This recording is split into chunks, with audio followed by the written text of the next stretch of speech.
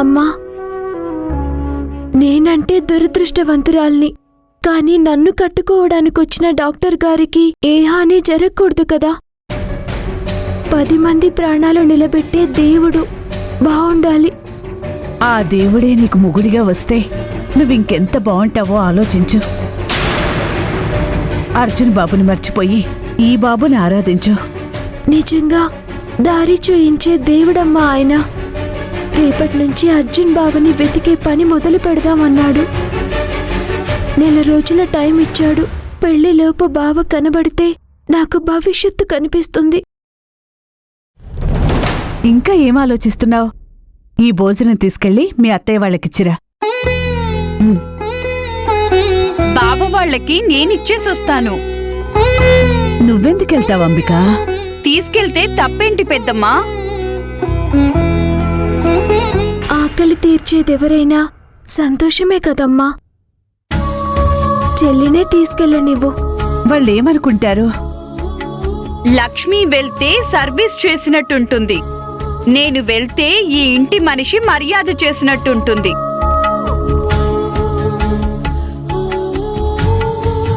చూసావా ఎలా మాట్లాడిందో? చిన్నపిల్ల కదమ్మా. సరే, నువ్వు వెళ్ళు.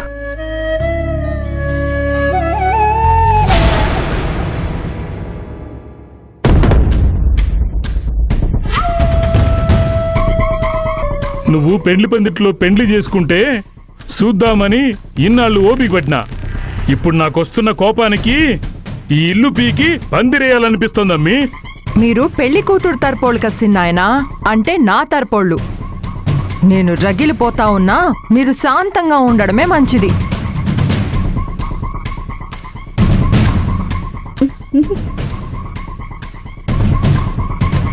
చెడు మాట్లాడొద్దు, చెడు వినొద్దు, చెడు చూడొద్దు అని సింబాలిక్గా చూపించే ఆ 3 కోతుల్లా మీ ముగ్గురు భలే ఉన్నారే అద్వైత. ఈ ఇంటికి చుట్టం చూపుగా వచ్చినట్టు మర్చిపోయి అడవిలాంటి మా ఇంట్లో కోతిలాగా ప్రవర్తించినందుకు నువ్వు మతిలేని కోతివని తాతయ్య నీకు తగిన పనిష్మెంటే ఇచ్చారు. పులిపిడ్డలాంటి మా అమ్మిని కోతి అంటుండవా? చూస్తా. ఏంటే, నాకన్నా 1 సంవత్సరం పెద్ద ఉంటావుగా, ఇంతదానికే మా అమ్మమ్మని బెదిరించాలని బిల్డప్ ఇచ్చావు. చూడు ఇప్పుడేమైందో. నీ ప్లాన్ రివర్స్ అయిపోయి నువ్వు తెల్లారిదాకా ఇలా చీకట్లో నిలబడే పరిస్థితి వచ్చింది.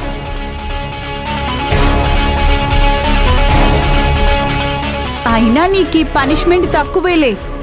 వారం రోజుల పాటు ఇంట్లో పని మనిషిగా పెట్టాల్సింది.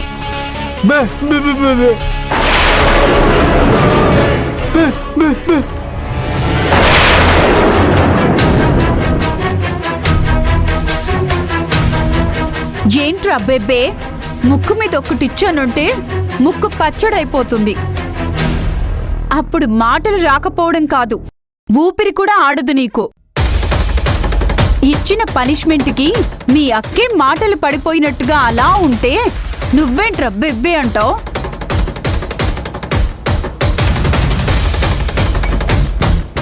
తెలుసో తెలియకో చేసిన పొరపాటుకి అలా శిక్ష అనుభవిస్తున్న వాళ్ళని ఎగతాళి చేస్తూ అవమానిస్తూ మాట్లాడకూడదు అంబిక. అయినా నీ వల్ల అమ్మమ్మ మాట్లాడటం వల్లే కదా వాళ్ళకి శిక్ష పడింది. పాపం వాళ్ళు కూడా తాతయ్య మాటను మీరకుండా శిక్షని అనుభవిస్తున్నారు. అంబిక, నువ్వు క్యారేజ్ తీసుకుని వెళ్ళు.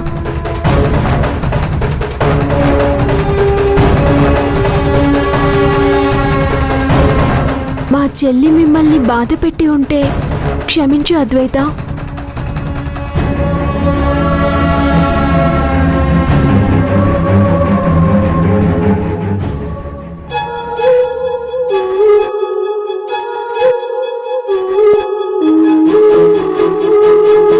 ఏమ్మా, పెద్ద క్యారేజీ పట్టుకొచ్చినట్టున్నావు? ఎంత శ్రమ పెట్టాము కదా, అయ్యో ఇందులో శ్రమేముందా ఆంటీ, మీకోసం ఆ మాత్రం చేయలేనా? చాలా చేసావు గాని ఏం కూరలు ఉండేవో చెప్పు. అదేంట్రా అలా అడుగుతున్నావు? వండింది అంబికనే కదా. తినడానికి మేం మొహమాట పడాలి గాని చెప్పడానికి సిగ్గుపడతావేంటమ్మా? సిగ్గు కాదు నాన్న, భయం. వై? ఇందులో ఏం కూరలు ఉన్నాయో తనకి తెలియదు కాబట్టి. నేను చెప్తానండి.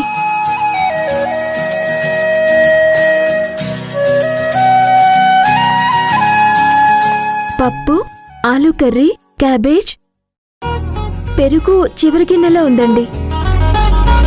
చూసారా నాన్న, లక్ష్మి టకటక ఎలా చెప్పిందో? ఎలా చెప్పింది? తనే వండింది కాబట్టి. అవునండి, మా చెల్లి ఉండరని చెప్పిందా? ఎందుకలా అబద్ధాలు చెప్పావు చెల్లి? బావ కదా, తమాషా చేద్దామని.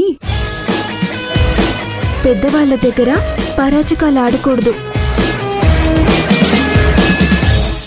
అంబిక మాటల్ని మీరేం పట్టించుకోకండి, నేను వడ్డిస్తాను, ఉండండి. వద్దులేమ్మా, నేను వడ్డిస్తాను. కోడలు వడ్డిస్తానంటే వద్దంటావేంటే? రేపు మన ఇంటికి వచ్చాక తనే కదా మన మంచి చెడు చూసుకోవాల్సింది. నువ్వు పెట్టమ్మా, నేను తినేస్తాను. బాగా ఆకలిగా ఉంది, ఆకులతోనే తినేస్తా. పెట్టే.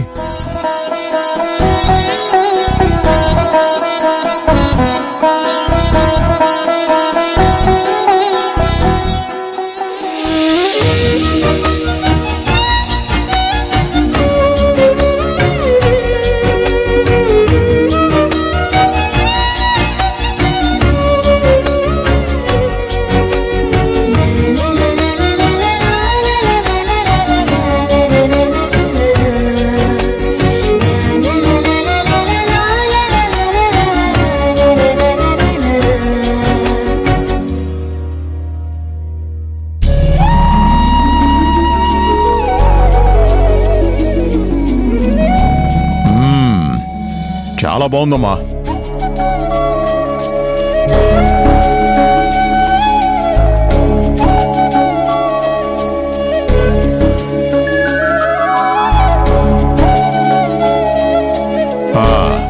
మేం చాలా చక్కని భోజనం చేశాం, ఇక భయమే లేదు. పార్వతి, నువ్వు రిటైర్ అయిపోవచ్చు. సంతోషం, మీరు చెప్పినట్టే రిటైర్ అవుతాను. Very good. మావయ్య గారు, ఈ నెల రోజుల్లో మీకు రోజు రకరకాల వంటలు చేసి పెడతాను. అమ్మో, నేనిక్కడే ఉంటే అక్కడ నా మొక్కలేమైపోవాలి? అందుకే 2 రోజులు ఇక్కడ ఉంటాను, 2 రోజులు అక్కడ ఉంటాను. మీ కాబోయే అత్తమావయ్యలకి ఇంత భోజనం తీసుకొచ్చావేంటి లక్ష్మి? అద్వైత వాళ్లకు భోజనం పెట్టొద్దని తాతయ్య అన్నారు కదా.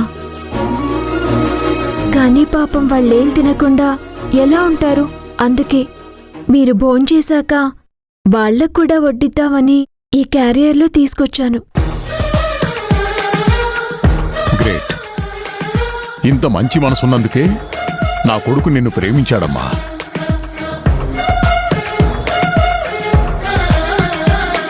మరి నేను వెళ్ళొస్తాను.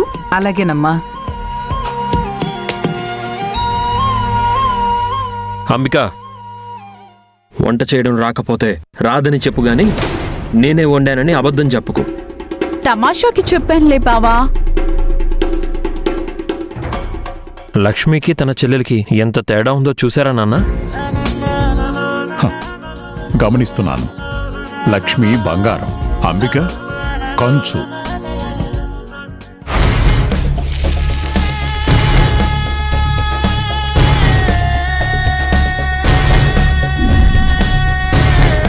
భుజమా, మాకు సైలెంట్ కొనుండది, నువ్వు మటుకు సలేలన్నట్టుండవే. గుండెల్లో మంటగా ఉంటే సలేదు సిన్నాయనా. ఈయనకి కడుపులో మంటగా ఉండదని సూయిస్తా ఉండాడు. నిజం చెప్పాలంటే నాకు కూడా ఆకలిగా ఉండదు సిన్నమ్మి. తలకాయ కూర నాటుకోడి లేందే ముద్ద దిగేది కాదు. అసువంటిది ఈ పూట తిన్నీకే లేకుండా బాయే. అట్ట మాట్లాడకు సిన్నాయనా, బాధేస్తాది. మేం కడుపు కాల్చుకుంటాంలే గాని నువ్వేందమ్మి కూలీ లెక్క నుండేదానివి.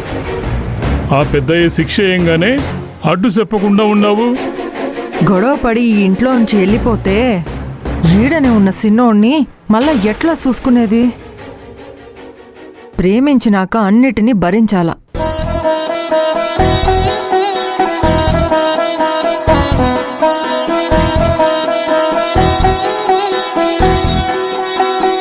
అద్వైత, బాబాయ్ గారు మీకోసం భోజనం తీసుకొచ్చాను.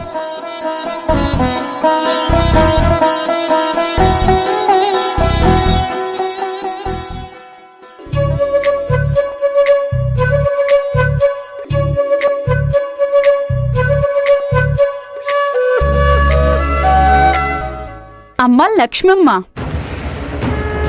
తాతయ్య శిక్ష వేశాక కూడా నువ్వు వీళ్ళకి భోజనం పట్టుకొచ్చావంటే ఇవాళ నీకేదో మూడినట్టే.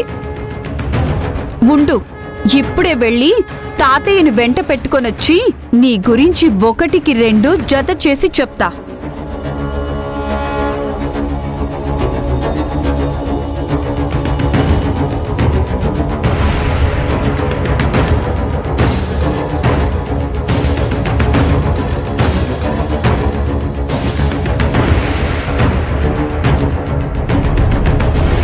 ఏంటి అలా చూస్తున్నారు? తాతయ్య ఈ పూట ఏం తినొద్దని శిక్షేసినాక ఎట్ట తింటాం? నువ్వు రోషన్తో ఉన్నా బాబాయ్ గారు వాళ్ళు ఆకలితో అలమటిస్తున్నారు. ఒక్కసారి వాళ్ళని చూడు అద్వైత.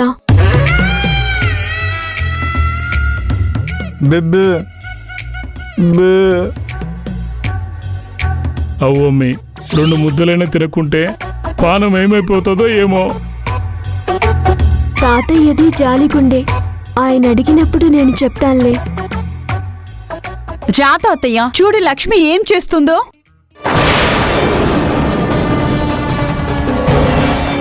లక్ష్మి,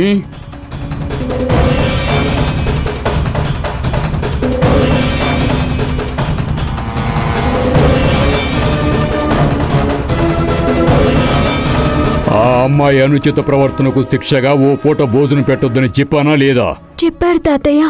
మరి భోజనం ఎందుకు వడ్డించావు? మీరంటే నిర్లక్ష్యం తాతయ్య. మీరు చూడకపోతే ఏమైనా చెయ్యొచ్చు అనుకుంటుంది. అలా చెప్పకు చెల్లి. అయితే నేను అడిగిన దానికి నువ్వు సమాధానం చెప్పు. తాతయ్య, అతిథి దేవో భవ అని మీరే చెప్పారు. అమ్మమ్మ చుట్టంగా వచ్చిన అద్వైత మనింట్లో అతిథిగా ఉంది. అలాంటప్పుడు తనని పస్తుండమని శిక్షిస్తే ఆ పాపం మనకి చుట్టుకుంటుంది. మీరు శిక్ష వేస్తే కాదనకుండా వచ్చి చలిలో నుంచుంది. జాలిపడి నేను భోజనం తీసుకొస్తే మీరేమంటారోనని తడబడి భోజనం కూడా చేయకుండా ఉంది. అంటే మీరంటే భక్తి గౌరవమే కదా తాతయ్య? నేను వేసిన శిక్ష అమలు కాకుండా నువ్వు చేసినట్టే కదా.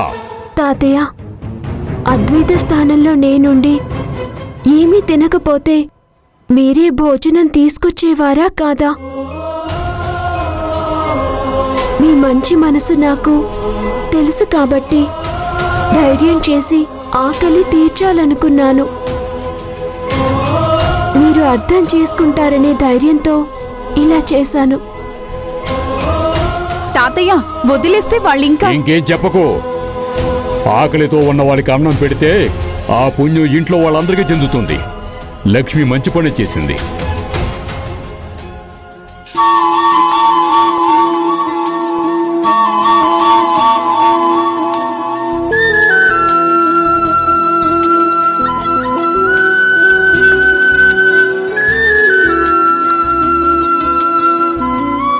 అద్వైత, తాతయ్య చెప్పారు కదా, తిను.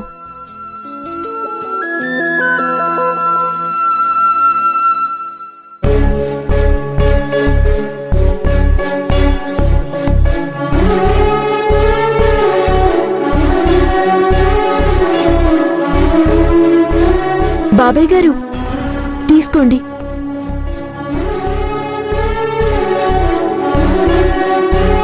అద్వైత తిను.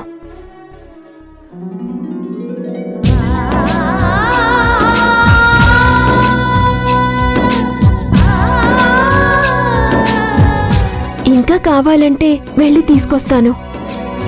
ఎలాంటి మొహమాటం పెట్టుకోకండి.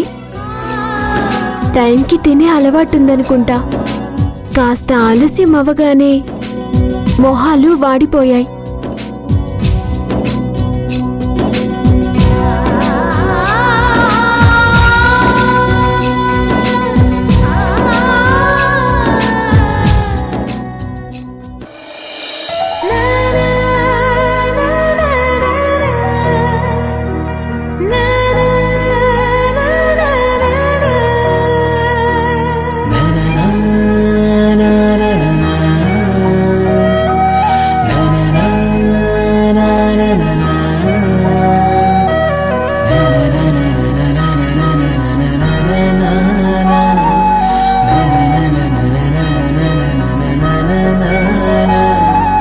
అయ్యా నమస్కారం. అందరూ ఇక్కడే ఉన్నారా? రండి పంతులు గారు, మీకోసమే చూస్తున్నాం. రండి కూర్చోండి.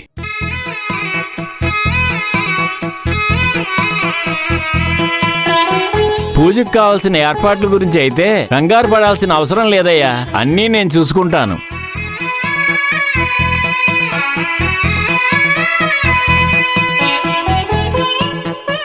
క్షమించాలయ్యా, అబద్ధం చెప్పాను. మీ తప్పేం లేదు పంతులు గారు.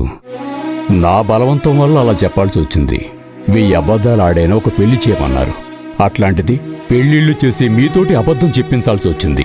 ఎందుకంటే దాన్ని శాస్త్రోక్తంగా నమ్మాలని. అర్థమైందయ్యా. నిజం పంతులు గారు, నా మనవడు అర్జున్ బాబు వస్తాడని 12 సంవత్సరాలుగా ఎదురు చూస్తూ చూస్తూ నేను ముసలవాణ్ణి అయిపోయాను. లక్ష్మికి కూడా ఆశ ఉంది, కానీ తను అలసిపోయిందని నాకు తెలుసు. ఇప్పుడు తనకు కావాల్సింది ఓదార్పు. మా బంధువుల కన్నా డాక్టర్ బాబుని చేరతీయడమే మంచిదనిపించింది. డాక్టర్ బాబుకి నా మనవరాల గురించి తెలిసిన చిరునవ్వుతో స్వీకరించాడు. అర్థం చేసుకునే ఎవరితోటైనా లక్ష్మి సంతోషపడుతుంది. కానీ నా బలవంతంతో పెళ్లి కొప్పుకున్న లక్ష్మి మనసులో ప్రేమ పుట్టడానికి మీతోటి పూజ చేయించాలని అలా చెప్పాల్సొచ్చింది. మంచి ఆలోచన చేశారయ్యా. బలవంతంతో కాకుండా బంధంతో ఏకమై సంసారం సాఫీగా చేసేలా చూసే మీ ముందు ఆలోచనకు జోహార్లు. ఇక నాకు సెలవిప్పించండి.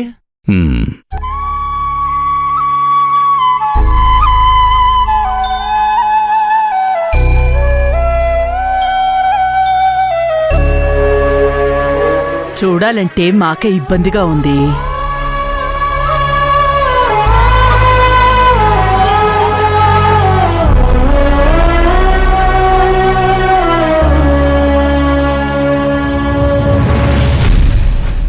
ఏమైందండి? ఇంకోలా అనుకోవద్దండి. పెళ్లి కాకుండానే ఆ అమ్మాయిని అబ్బాయిని ఇద్దరిని జంటగా చేసే ఈ పూజలు అవసరమా అని చిన్న ధర్మ సందేహం.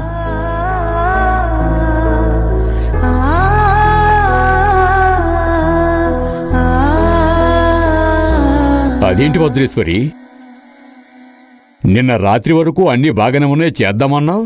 ఇప్పుడు పంతులు గారు రాగానే అట్లా మాట్లాడుతున్నావేంటి? మరేమీ లేదండి. శుభమా అని పెళ్లి జరిపించేటప్పుడు ఎన్నడూ లేని పద్ధతులు పూజలు పెట్టుకోవడం ఎందుకని చెప్తున్నాను. పెద్ద ఆవిడ అభ్యంతరం చెప్తే వద్దులేండి. మరేం పర్వాలేదు. మనస్పర్ధలు తొలగిపోవడమే కాదు, మనుషులను కలవడానికి కూడా అందరూ కలిసి సమస్యను చర్చించుకుంటారు. ఆ సమస్య లేనప్పుడు మనసులో కోరికను దేవునికి నివేదించుకుంటారు.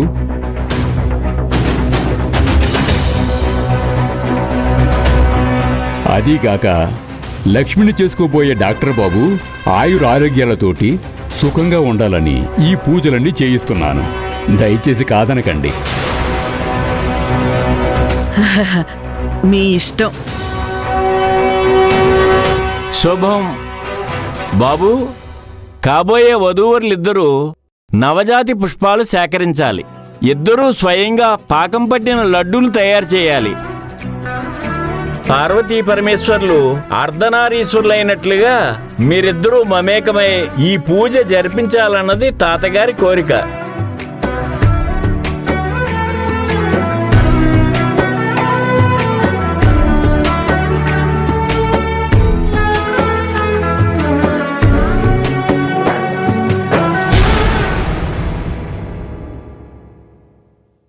అవన్నీ ఎక్కడి నుంచి తీసుకురావాలి పంతులు గారు?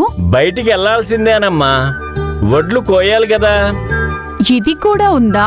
అవునమ్మా, నిష్ఠతో చేయాల్సిన పూజకు ఇవన్నీ అందుబాటులో ఉండాల్సిందే. నిజంగా మీరు చేయించే పూజేనా, ఇంకెవరైనా చేయించే ప్లానా? అంబికా,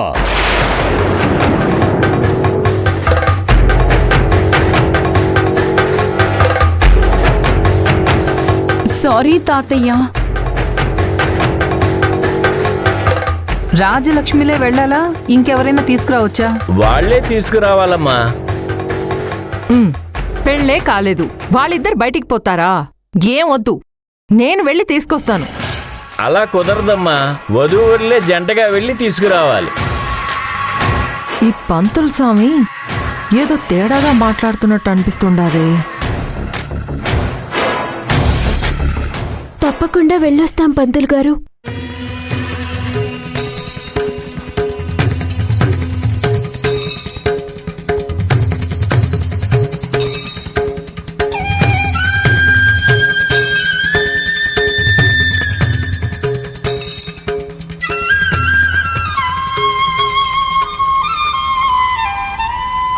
లక్ష్మి కూడా సంతోషంగా ఒప్పుకుంది. అంతకన్నా ఏం కావాలి? బాబు, ఇద్దరు జాగ్రత్తగా వెళ్ళి ఆ వస్తువులన్నీ తీసుకురండి. లక్ష్మి కాలికి ముళ్ళు కూడా గుచ్చుకొనివ్వం తాతయ్య.